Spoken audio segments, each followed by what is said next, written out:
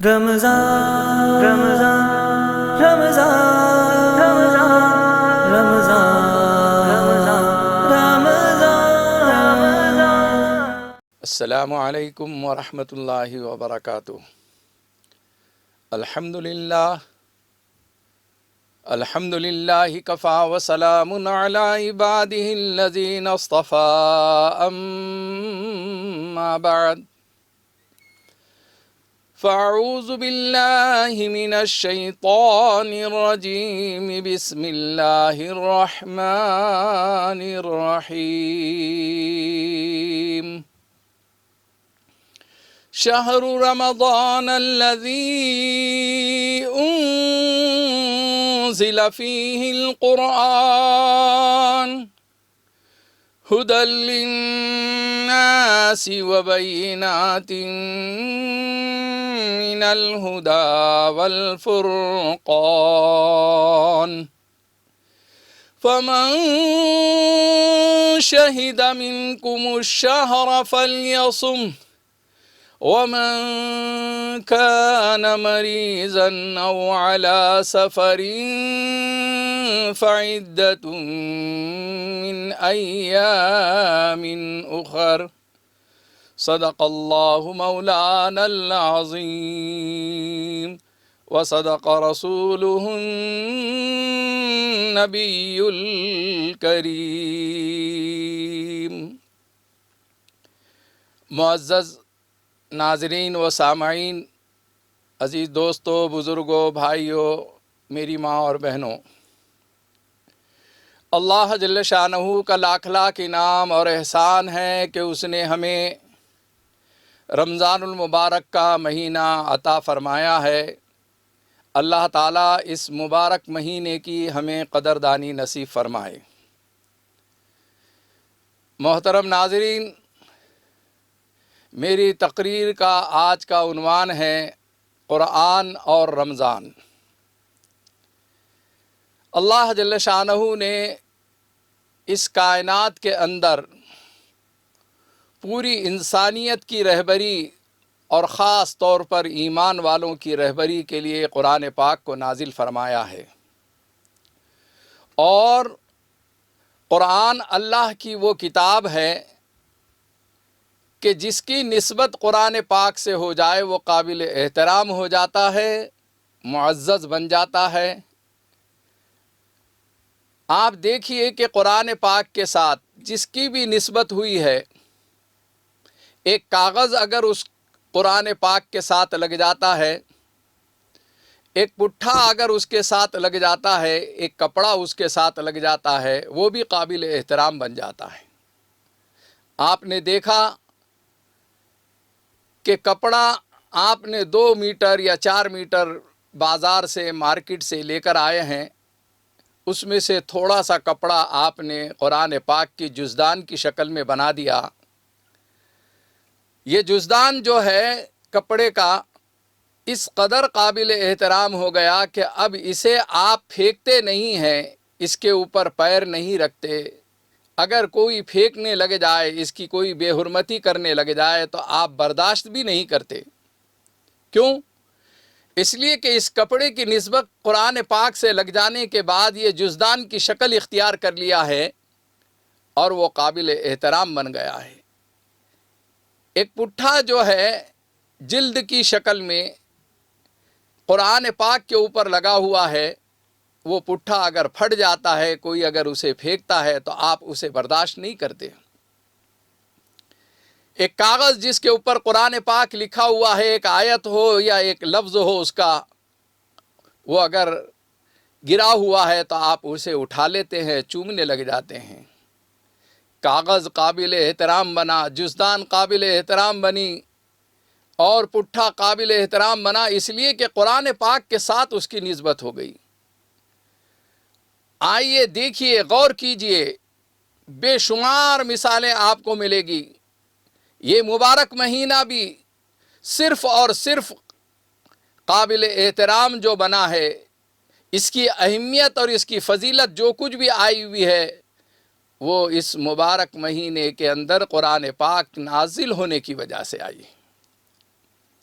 قرآن پاک اللہ کی عظیم کتاب ہے، اسے پڑھنا ہے، سمجھنا ہے، اس کا پیغام دوسروں تک کے پہنچانا ہے۔ اللہ جل شانہ نے ایمان والوں کو سب سے بڑی نعمت اگر کوئی دی ہے تو وہ قرآن پاک ہے۔ صاحب قرآن افضل الانبیاء محمد الرسول اللہ صلی اللہ علیہ وسلم پر یہ اللہ کی کتاب نازل ہوئی، اس لیے محمد الرسول اللہ صلی اللہ علیہ وسلم سے بھی آپ کی نسبت گہری ہو جاتی ہے۔ اللہ کا کلام اللہ کے نبی، لاڈلے نبی محمد الرسول اللہ صلی اللہ علیہ وسلم کے ذریعے سے پوری انسانیت کو ملا، پورے مسلمانوں کو ملا۔ قرآن پاک کہتا ہے شہر رمضان الذی انزل فیہ القرآن، شہر رمضان الذی انزل فیہ القرآن، یہ وہ مبارک مہینہ ہے کہ جس میں قرآن پاک نازل کیا ہے۔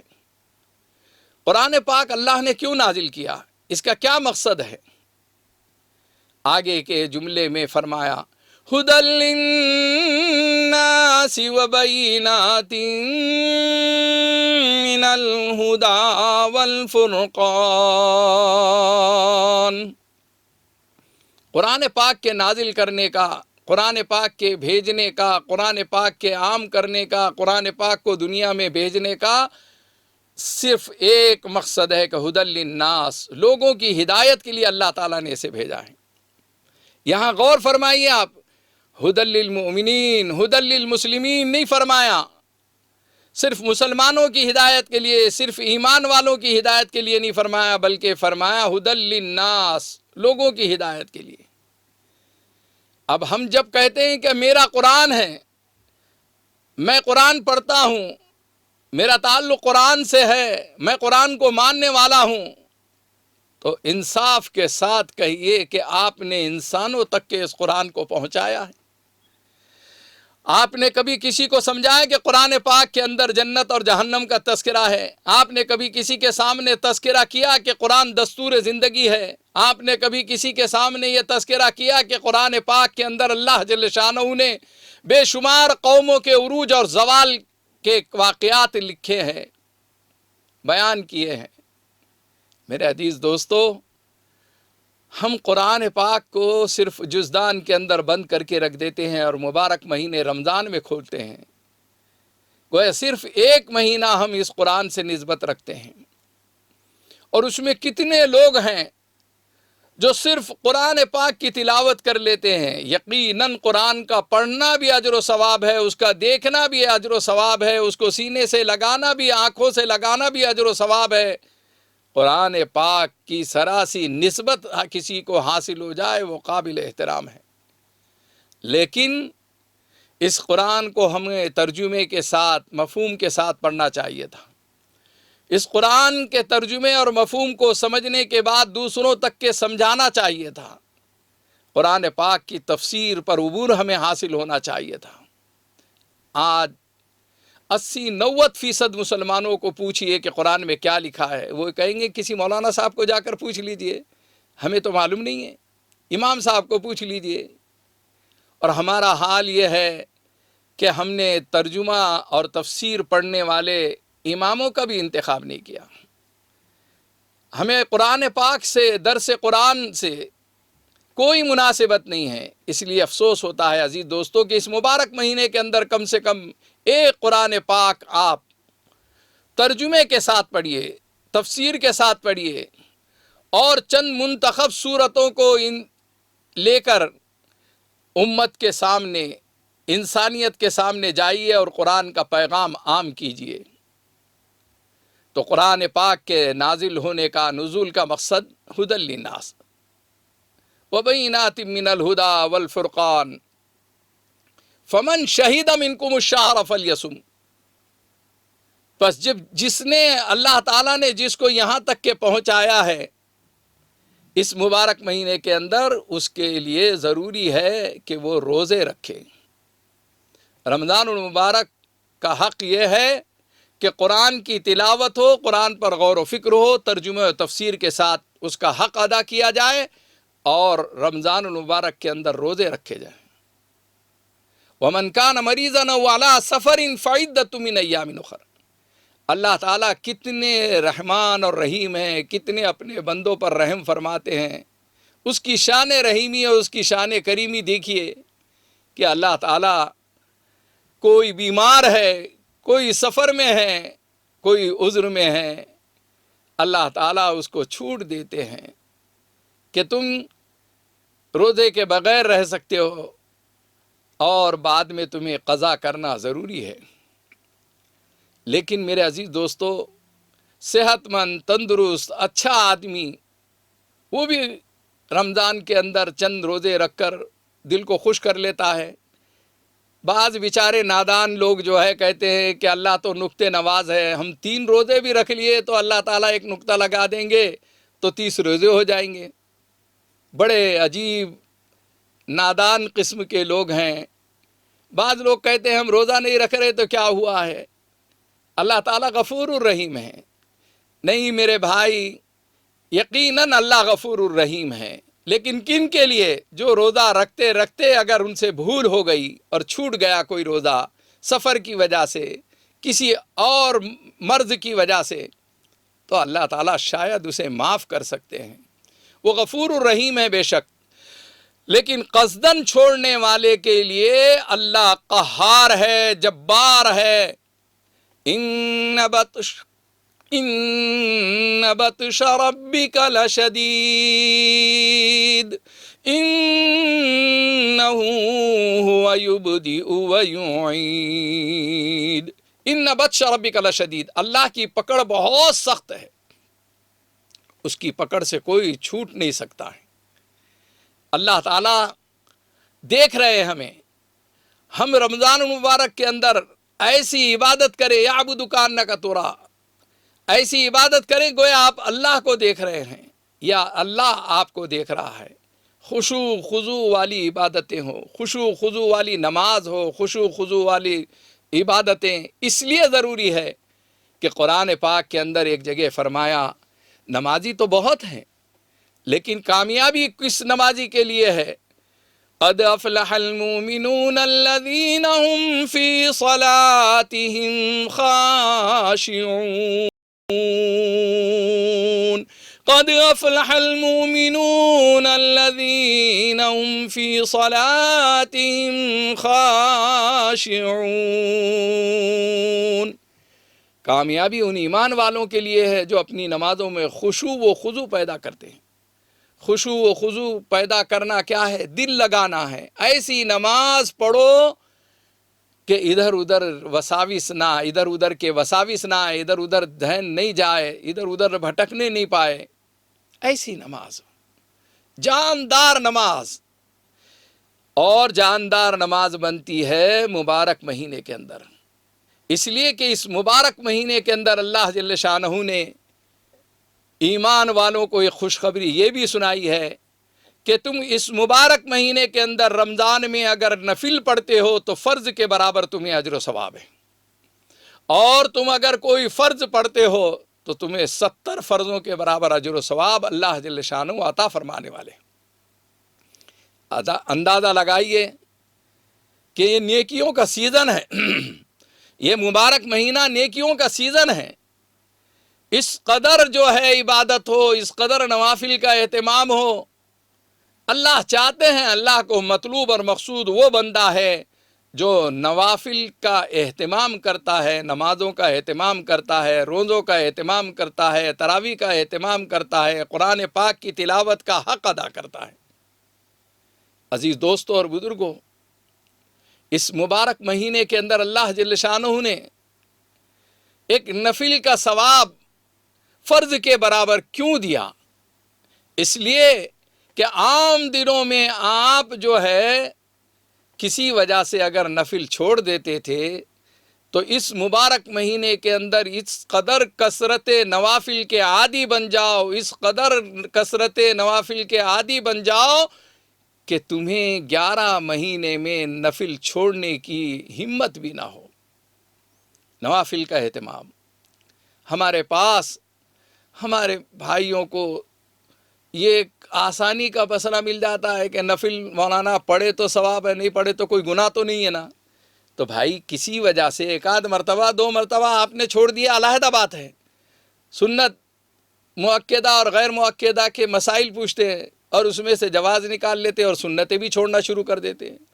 ज़िंदगी में पहले नवाफिल ख़त्म होती है, फिर सुन्नतें ख़त्म होती है, फिर फ़राइज़ का जनाजा निकल जाता है। इसलिए अज़ीज़ दोस्तों और बुज़ुर्गों, नवाफिल का एहतमाम करने वाला फ़राइज़ में जान पैदा करता है और उसकी फ़र्द नमाज़ें बहुत जानदार हुआ करती हैं, उसकी इबादतें रूह वाली हुआ करती हैं, उसकी इबादतें कबूलियत वाली हुआ करती हैं। मेरे अज़ीज़ दोस्तों, इस मुबारक महीने के अंदर अल्लाह ताला ने एक अजीब निज़ाम रखा है कि आप रोज़ा रख रहे हैं। रोज़े का मकसद क्या है? या अय्युहल्लज़ीना आमनू कुतिबा अलैकुमुस्सियामु कमा कुतिबा अलल्लज़ीना मिन क़ब्लिकुम लअल्लकुम तत्तक़ून। ऐ ईमान वालो, तुम पर रोज़े फ़र्ज़ करार दिए गए, जैसा कि माजी में दूसरी कौमों पर अल्लाह ने रोज़ों को फ़र्ज़ करार दिया था। कमा कुतिबा अलल्लज़ीना मिन क़ब्लिकुम लअल्लकुम तत्तक़ून, ताकि तुम मुत्तक़ी और परहेज़गार बन जाओ। रोज़े का मकसद मुबारक महीने में तुम्हें मुत्तक़ी और परहेज़गार बनाना है। आम दिनों में आप नमाजी हैं, लेकिन नवाफिल का एहतमाम करके आप तक़वे और परहेज़गारी की तरफ जा रहे हैं। रोज़ा रख कर आप तक़वा और परहेज़गारी की तरफ जा रहे हैं। और अल्लाह ताला ने कुरान पाक के अंदर इसीलिए फरमाया कि हुदल लिल मुत्तक़ीन,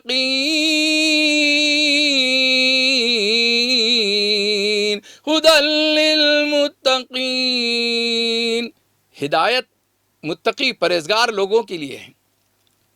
अल्लाह ताला तक़वा और परहेज़गारी की वजह से हिदायत अता फरमा रहे हैं। और ये मुबारक महीने के अंदर रोज़े का मकसद तक़वा और परहेज़गारी। ज़ाहिर है कि मुबारक महीना आया और रोज़ों का हमने एहतमाम किया, तब रोज़े ने भी एक मैसेज दिया आपको। आपको रोज़ा एक मैसेज दे रहा है। जब आप रोज़ा रख लेते हैं और भूख की हालत में रहते हैं तो गुर्बत और इफ़लास क्या है। गुर्बत और इफ़लास का मंज़र अपने जहनों में लाइए कि भूख और प्यास की वजह से लोग कैसे आम दिनों में तड़पते होंगे। अल्लाह ताला तुम्हें अपना माजी याद दिला रहे हैं। गुर्बत और इफ़लास, तो भूख की हालत, प्यास की हालत जब होती है तो रोज़ेदार उन भूखे और गरीब लोगों की याद करे और उनके लिए कुछ करने का जज्बा अपने अंदर पैदा करे। मेरे अजीज़ दोस्तों, माफ़ करना, हमें तो लोग जो है तान और तंज करते हैं, मुसलमानों को तान और तंज करते हैं। अरे मौलाना, लोग मुसलमान इतना खाते हैं कि उनको सहर के टाइम पर ऐलान करके कहना पड़ता है कि अब रोज़े का वक्त, सहर का वक्त ख़त्म हो गया, सहर का वक्त ख़त्म हो गया, खाना बंद करो, खाना बंद करो। वो ये समझते हैं कि इस ऐलान का मकसद ये है कि इतना खाता है मुसलमान रमज़ान में, इतना खाता है कि उसको मना करने की नौबत आती है। हालांकि सहरी खाना सुन्नत है, लेकिन आप सहरी इतनी मत खाइए कि जिसमें रोज़े का मकसद फौत हो जाए। दोपहर में आपको जब भूख लगेगी, प्यास लगेगी, तो जो मकसद था वो हासिल हो जाएगा रोज़े का। लेकिन अगर खट्टी डकारें आ रही, आपने इतना खा लिया, इतना खा लिया, इतना स्टॉक कर लिया गड़बड़ करके कि फिर भूख लगेगी, खाते जा रहे हैं, पानी भी खूब पीते जा रहे हैं, तो आपको खट्टी डकारों में भूख और प्यास का एहसास नहीं होगा और रोज़े का मकसद फौत हो जाएगा। इसलिए बदनामी से भी बचाइए। मैसेज बहुत गलत जा रहा है।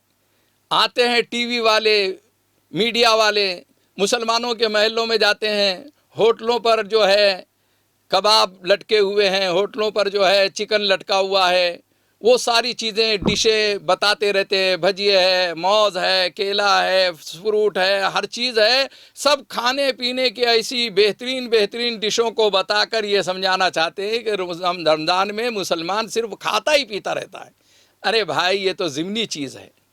اس لیے غلط میں سے جانے سے، مسلمانوں کی اور اسلام کی بدنامی ہونے سے بھی بچانا ضروری ہے میرے عزیز دوستو۔ ہمیں کوشش کرنا چاہیے۔ تو بھوک اور پیاس کی حالت ہمیں احساس دلانے والی ہوتی ہے کہ غربت اور افلاس کیا ہوتا ہے۔ اسی طریقے سے جب افطار کا وقت آتا ہے، روزے دار اپنی پسند کی چیزوں کو افطار کے ٹائم پر لے کر آتا ہے اور دسترخوان سجا دیتا ہے۔ ہر آدمی اپنی مرغن غذاؤں کو لے کر آ کر دسترخوان کے اوپر سجا دیا ہے۔ کسی کو کولڈ ڈرنک پسند ہے، کسی کو بھجیز پسند ہے، کسی کو سموسے پسند ہے، کسی کو فروٹ پسند ہے، کسی کو جو ہے شربت روح افزا پسند ہے۔ ہر آدمی نے اپنی پسند کی چیزیں دسترخوان کے اوپر کھجور وغیرہ ساری چیزیں رکھی ہے۔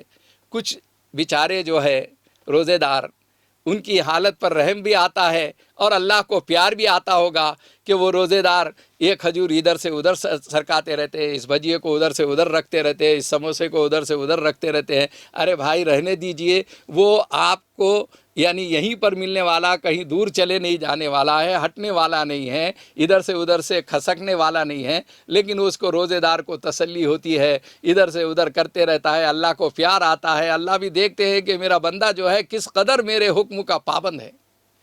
اب اندازہ لگائیے، ایسے وقت میں، افطار کے وقت میں ایک شخص آ جائے اور آپ کا امتحان لینے لگے، آپ کو لالچ دیے کہ 2,000 کی نوٹیں بتلائے کہ میں 20,000 روپے آپ کو دیتا ہوں، 10,000 روپے آپ کو دیتا ہوں، یہ چند لقمے کھا لیجئے، ایک بھجیا کھا لیجئے، ایک سموسہ کھا لیجئے، ایک کولڈ ڈرنک پی لیجئے۔ کیا آپ پی لیں گے؟ ادھر ادھر دیکھیں گے، اللہ کو دیکھیں گے اور کہیں گے کہ صاحب میں یہ کام نہیں کر سکتا، ابھی 5 منٹ باقی ہے، ابھی 10 منٹ باقی ہے، میں یہ کام نہیں کر سکتا، میں ایک لقمہ بھی نہیں لے سکتا۔ ماشاءاللہ لالچ کام نہیں آئی۔ ایک شخص آیا، آپ کے کن پٹی کے اوپر جو ہے بندوق رکھ دیا۔ افطار کا منظر ذہن میں رکھیے، سامنے ہر چیز ہے، حلال غذائیں ہیں، اس کے باوجود یہ بندہ، یہ روزے دار رکا ہوا ہے۔ ایک شخص نے کن پٹی پر بندوق رکھ دیا اور کہا کہ یہ سموسہ کھا لے، یہ بھجیا کھا لے، یہ کولڈ ڈرنک پی لے، نہیں تو میں تجھے شوٹ کر دوں گا۔ اب زبان حال سے گویا وہ یہ کہنا چاہتا ہے، وہ نہیں کھاتا ہے، خوف بھی کام نہیں آیا، لالچ بھی کام نہیں آئی۔ یہ روزے دار یہ ثابت کرنا چاہتا ہے اور یہ کہنا چاہتا ہے کہ میں جان دینا پسند کرتا ہوں لیکن ایمان دینا پسند نہیں کرتا۔ میں جان دینا پسند کرتا ہوں لیکن ایمان دینا پسند نہیں کرتا۔ ایک دن بھر کے روزے نے اس کے ایمان کو اتنا پاورفل بنا دیا، اتنا پاورفل بنا دیا، اتنا طاقتور بنا دیا کہ بندوق کی گولی سے بھی نہیں ڈرا اور لالچ میں آ کر ایک لقمہ بھی نہیں کھایا ہے۔ یہی مقصد تو ہے کہ عام دنوں میں بھی آپ کو اللہ کے حکم کے بغیر کوئی چیز نہیں کرنا چاہیے، اللہ کی طرف دیکھنا چاہیے۔ حلال غذا تھی، آپ کھا لیتے تو کیا ہوتا تھا، لیکن آپ بچتے رہے اور یہ ثابت کیا کہ ایک روزے نے تقوی اور پرہیزگاری آپ کے اندر پیدا کر دی، اللہ کا خوف، اللہ کا ڈر اور ایمان کو پاورفل بنا دیا۔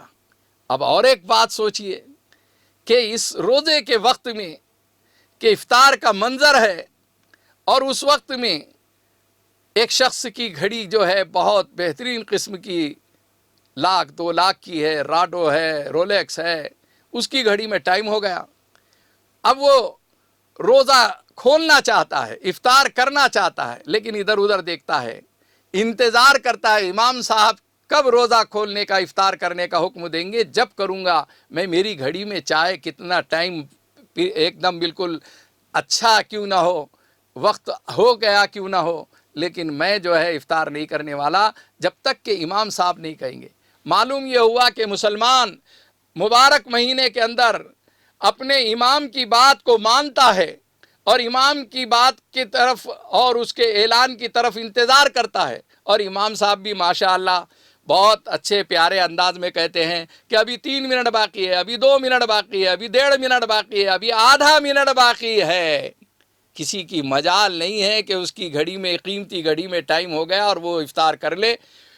جب تک کہ امام صاحب نہیں کہیں گے اس وقت تک کہ افطار نہیں کرتا ہے۔ وہ افطار کی دعا پڑھاتے ہیں اور اس کے بعد جو ہے لوگ افطار کرتے ہیں۔ یہاں ایک میسج ملتا ہے کہ مسلمانوں، جیسے آپ آج کے دن جو ہے رمضان کے مبارک مہینے میں امام کی بات کو مانتے ہو، عام دنوں میں بھی آپ کو امام کی بات کو ماننا چاہیے اور امام کی قدر کرنا چاہیے۔ امام کے مشورے کے بغیر کوئی دینی کام نہیں کرنا چاہیے، کوئی مذہبی کام نہیں کرنا چاہیے۔ ہم اپنی شریعت، اپنا دین، اپنا مسلک سب کچھ جو ہے بنا چکے ہیں، اماموں کی کوئی قدر نہیں ہے۔ آئیے یہ مبارک مہینے کے اندر جو ہمیں میسج مل رہے ہیں، رمضان کا تعلق قرآن سے کتنا ہے اور قرآن کا تعلق رمضان سے کتنا ہے، دیکھیے اسی قرآن نے ایمان والوں کو مخاطب کر کے فرمایا، یا ایھا الذین آمنوا من یرتد منکم عن دینہ فسوف یأتی اللہ بقوم یحبهم ویحبونہ أذلة على المؤمنين عزة على الكافرين يجاهدون في سبيل الله ولا يخافون لومة لائم ذلك فضل اللہ یؤتیہ من یشاء۔ میرے دوستو، بزرگوں، ایمان والوں سے قرآن مخاطب ہو رہا ہے۔ اللہ تعالیٰ فرما رہے ہیں، یا ایھا الذین آمنوا من یرتد منکم عن دینہ، اے ایمان والو جو تم میں سے دین سے منہ موڑے گا، ان قریب ہم ایسی قوم کو لائیں گے جو ہم سے محبت کرتی ہوں گے، ہم ان سے محبت کرتے ہوں گے۔ اذلۃ علی المؤمنین، اللہ جن کا انتخاب کریں گے ایمان کے لیے، اسلام کے لیے، ان کی خوبی یہ ہوگی کہ اذلۃ علی المؤمنین، وہ مومنوں کے حق میں نرم ہوں گے۔ آج ہم مومنوں کے حق میں نرم ہیں؟ نہیں، مسلمان کے حق میں ہم بہت سخت ہیں، سنگ دل ہیں، پتھر دل ہیں، بے رحم بنے ہوئے ہیں، اور دوسروں کے سامنے ہم ہاتھ جوڑتے ہیں، مسلمان پر رحم نہیں کھاتے۔ وہ اللہ فرماتے ہیں کہ ہم ایسی قوم کو لائیں گے، اذلۃ علی المؤمنین، مومنوں کے حق میں وہ نرم ہوں گے، عزۃ علی الکافرین، اور غیر مسلموں کے حق میں وہ سخت ہوں گے، غیر ایمان والوں کے حق میں سخت ہوں گے۔ یجاہدون فی سبیل اللہ، اللہ کے راستے کی جد و جہد کرنے والے، اللہ کے راستے میں نکلنے والے اور اللہ کے راستے کی محنت کرنے والے ہوں گے۔ ولا یخافون لومۃ لائم، اور اس کی وجہ سے جو لوگ بھی ان کے اوپر تان طنز کر رہے ہیں کہ کیا تم یہ دین کا کام کر رہے ہو، کیا تم تبلیغ کا کام کر رہے ہو، کیا تم دعوت کا کام کر رہے ہو، ولا یخافون لومۃ لائم، لوگوں کی لعنت و ملامت کی وہ پرواہ کرنے والے نہیں ہوں گے۔ وہ ایک با مقصد طریقے سے ایمان کی دعوت، اسلام کی دعوت، قرآن کی دعوت، رمضان کی دعوت، تراویح کا میسج، ہر چیز لوگوں تک کے پہنچانے والے ہوں گے۔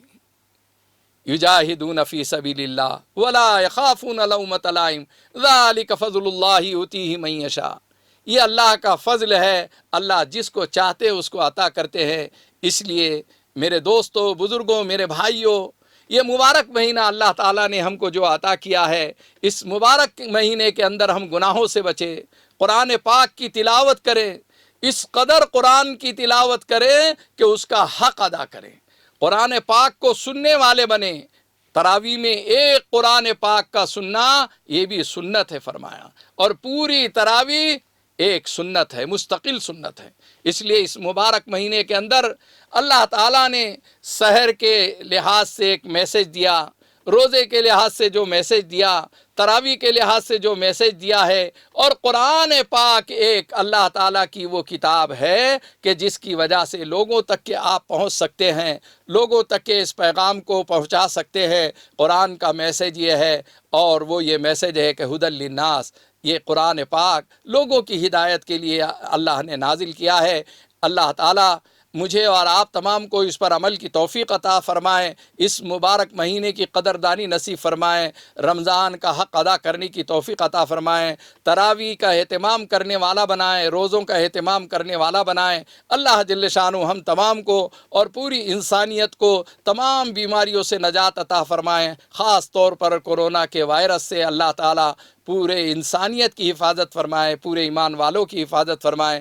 اللہ جل شانہ اس مبارک مہینے کے اندر جو کچھ بھی ہم نے ٹوٹی پوٹی خدمات اور ٹوٹی پوٹی جو عبادتیں پیش کی ہے، اللہ تعالیٰ اسے بے انتہا قبولیت کا درجہ عطا فرمائے۔ وآخر دعوانا ان الحمدللہ رب العالمین۔ ہے ہند میں انوکھا مرکز تحفظ دین، یہ دین کا ترجمہ ہے مرکز تحفظ دین۔